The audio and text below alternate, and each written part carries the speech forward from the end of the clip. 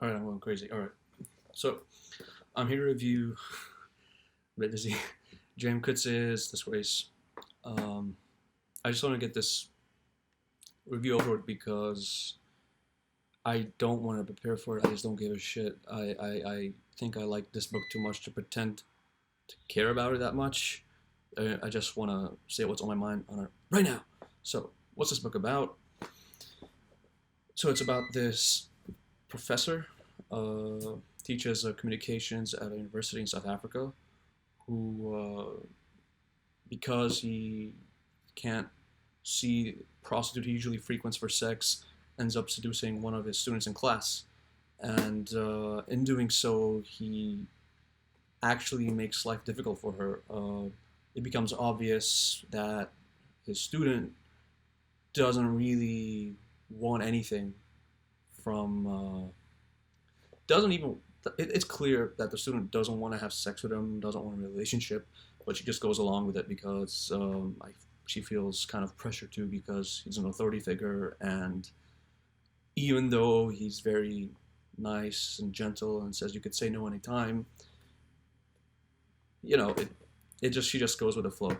What happens is that after a while, she ends up getting anxious and depressed because of the situation of not of like sleeping with a teacher and not being able to come to class, and eventually your parents find out something's wrong, and they eventually find out that you know she was you know kind of coaxed into sleeping with him.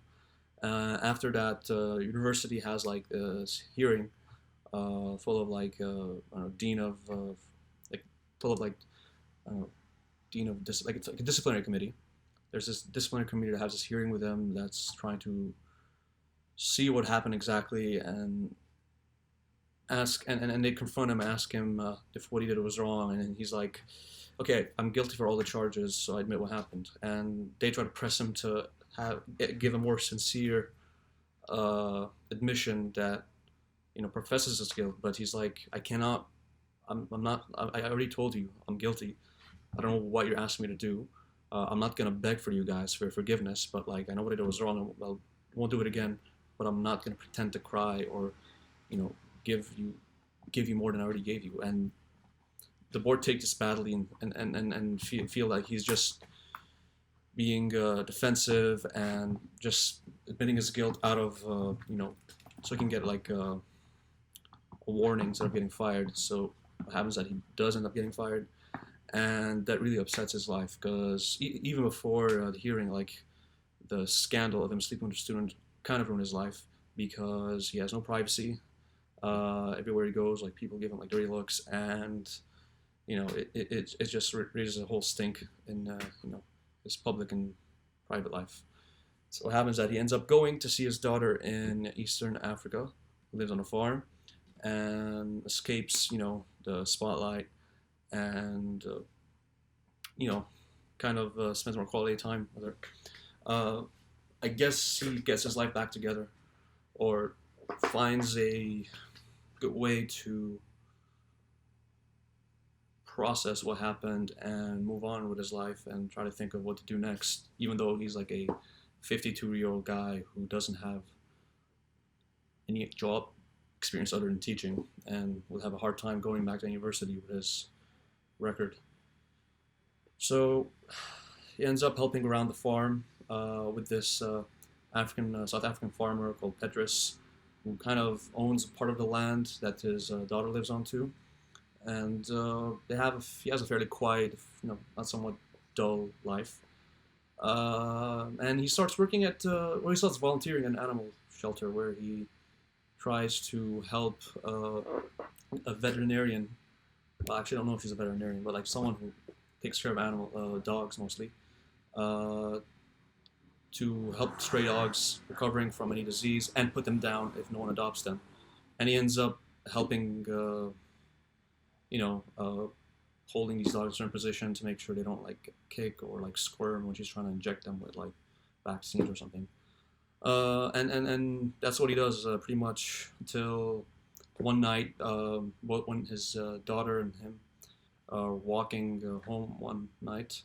Late at night, they get attacked by a group of African men, and don't want to say anything more than that because I think I'd kind of spoil the book if I said what happens after that. But the attack leaves a very like it really disrupts everything he's been trying to get together since coming to the farm, and it kind of sets a tone for the rest of the novel.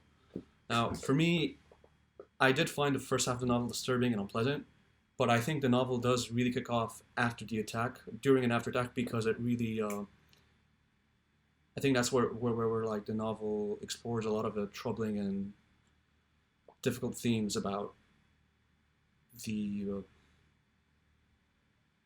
post-apartheid Africa, because the daughter doesn't really want to report what happened to her in the attack. I'm going to say she got raped, and this really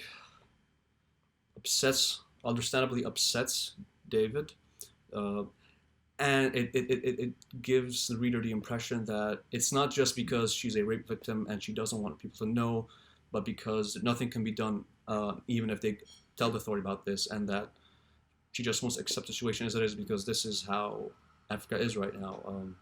The whites are no longer in power, and you know,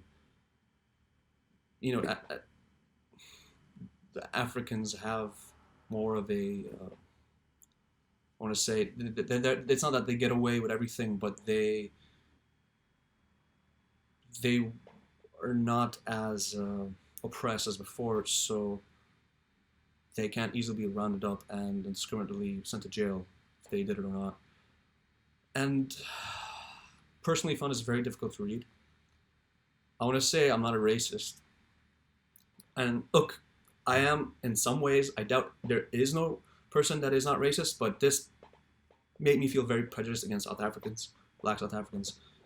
And this might be the intention of the book, but it really made me angry that the attackers got away with it. And after reading the book, and a few weeks after reading the book and discussing with friends, I realized that was probably the purpose of the novel, to talk about something so difficult, um, the racial tensions in post-apartheid Africa. And I really commend Coetzee, who's a white South African, to write about something like that so straightforwardly, but with a lot of nuance. Because I mean, it's obvious that what those Africans did was wrong, but what happens later is that one of the attackers comes back, he's a young boy, lives with Petrus, and when David finds out about this, he starts confronting Petrus and asks him if he was involved with it, but Petrus plays dumb, or just says, okay, look, just move on, like nothing good will come of like keeping questioning him, he's just a kid, he didn't know what he was doing.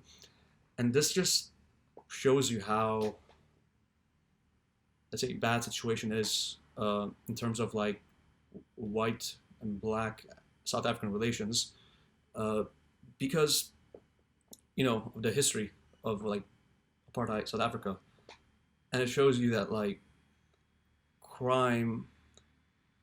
a lot of crime can go unpunished because of these relations, and that maybe Lucy, David's daughter, doesn't want to bring it up because it would already worsen the already tense relations between white and black South Africans. But all this is barely mentioned.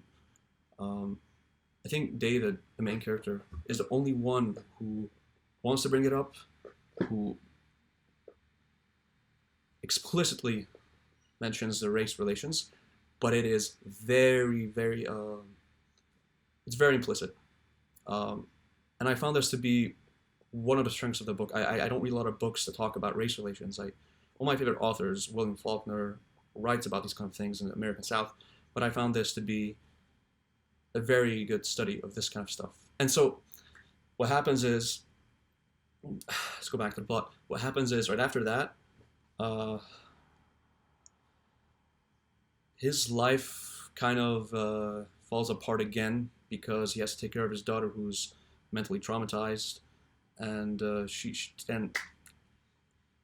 has to deal with the consequences of the attack. Eventually, he accepts what happens and tries to move on with his life. Works with the veterinarian again, helping dogs, and ends up going back to Johannesburg. Um, he tries to work on a opera that he's wanted to work on for years, and look for jobs. But like all he does is that he tries to find whatever savings he has left and moves from his old apartment to a cheaper one because he can't afford it anymore, and spends a lot of time alone, playing the banjo, living his own world, and trying to, you know, spend his time finishing this opera. Towards the end of the book, I would say like he reaches like a moment of both failure and triumph in that he not only got kicked out from his university and is publicly humiliated and tried to, go back to a place outside of the spotlight with his daughter, and then got even more humiliated over there. But he kind of realizes that there's nothing he can do about the situation. So all he could do is just do what he loves best, which is writing the opera and taking care of animals, which um, seems to be one of his only outlet of expressing his emotions. And there's a scene in the book where after his daughter got raped, there's no sign of any emotional vulnerability, only anger and resentment. And um, there's a scene where as he's helping the veterinarian put the dogs down, he starts feeling some sort of empathy towards these dogs. And one time, that after a day of like putting down a lot of dogs on the weekend, he stops the car, moves on the side of the street, and starts crying because he just can't take it anymore. And I found that very, very powerful. And I don't know if the dogs symbolize anything, situation of hopelessness, or like unwanted people, or I don't know, death of innocence. I don't know. This is not To Kill a Mockingbird, but they are a major part of the book in that they are in the farm that his daughter lives in, and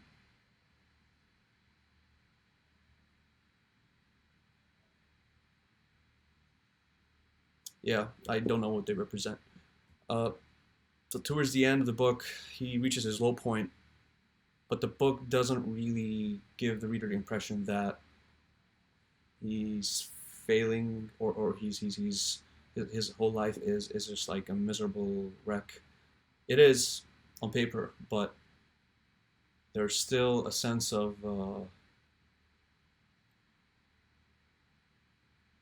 I would say gratitude for the things he lived in his life and the things that he still has to live for. Um, but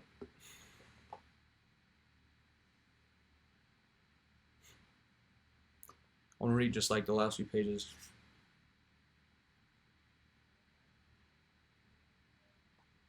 It gets harder all the time, Beth Shaw once said. Harder, yet easier too. One gets used to the things getting harder. One ceases to be surprised. What one one gets used to things getting harder. One ceases to be surprised that what used to be as hard can be grows harder yet. He can save the young dog if he wishes for another week. But a time must come, it cannot be evaded, when you'll have to bring him to Beth Shaw in her operating room. Perhaps he will carry him in his arms, perhaps he will do that for him, and caress him and brush the back of the fur so that the needle can find the vein, and whisper to him and support him in the moment when, bewilderingly, his legs buckle. And then, when the soul is out, fold him up and pack him away in his bag, and the next day wheel the bag into the flames and see that it is burnt up. We will do all that is for him when his time comes. It'll be little enough, less than a little, nothing. Crosses the surgery. What was the last? Asked Beth Shaw. Was that the last? Asked Beth Shaw. One more. He opens the cage door. Come, he says. Bends. Opens his arms. The dog wags his crippled rear. Sniffs his face. Licks his cheeks. His lips. His ears. He does nothing to stop it. Come. Bearing him in his arms like a lamb, he re-enters the surgery. I thought you would save him for another week, says Beth Shaw. Are you giving up? Yes. I am giving him up. Alright, this wouldn't spoil the book, but I think this is what I meant, but like he comes to accept what happens to him. I think the dogs do represent partly his resignation, but also his acceptance of not being angry anymore. A lot of the second half of the book is characterized by his resentment and dogged, you know, determination to try to get justice for his daughter. And by giving up, trying to save this dog that's about to be put down because no one wants him, I would say he's trying to transfer his resentment too. He grows to love these dogs almost more than people because throughout the whole book he seems to be a bored, disaffected, alienated intellectual. But I think the dogs is what grounds him back to reality and humanizes him, even though he is not that good of a guy considering what he did earlier on the book. So that's it. I hope I didn't give too much away in the book. There were more things I could have spoiled towards the end, but I thought the last paragraph is a very good way of like summarizing what happens at the end. But there's a lot of stuff I don't want to get into because I don't want to spoil any of the other stuff that happens.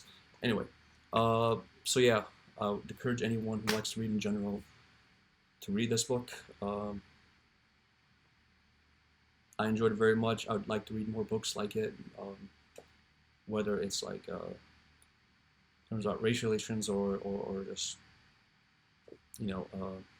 post Civil War countries or whatever. But it did leave a bitter taste in my mouth because of this what happens to his daughter. I don't have anything much to say, but I hope you guys enjoy it and give me some feedback. What do you think about the book yourself? Peace out.